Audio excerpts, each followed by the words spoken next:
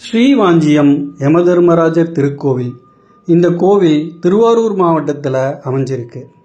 யமதர்மராஜருக்குன்னு தனி சன்னதி இருக்கிற கோவில்கள் தமிழ்நாட்டில் ரொம்ப கம்மி. அதில் ஸ்ரீவாஞ்சியம் மிகவும் சிறப்பு வாய்ந்த கோவிலாக பார்க்கப்படுது. ராஜகோபுரம் வழியாக கோவிலுக்குள்ள நுழைஞ்சதும் இடதுபுறம் யமதர்மராஜருக்கும் சித்திரகுப்தருக்கும் தனி சன்னதி இருக்கு. எத்தனையோ பல நல்ல பதவிகள் இருக்கும்போது தனக்கு மட்டும் ஏன் உயிர்களை எடுக்கும் பதவியை சிவபெருமான் கொடுத்தாருன்னு மனம் வருந்தி ஸ்ரீவாஞ்சியம் வந்து சிவபிரானை நோக்கி கடும் தவம் செய்கிறார் யமதர்மராஜர். இவருடைய தவத்திற்கு மகிழ்ந்து மாசி மாதத்தில் வரும் பரணி நட்சத்திரத்தன்னைக்கு சிவபெருமான் காட்சி தந்து என்ன வரம் வேண்டும் அப்படின்னு கேட்கிறார்.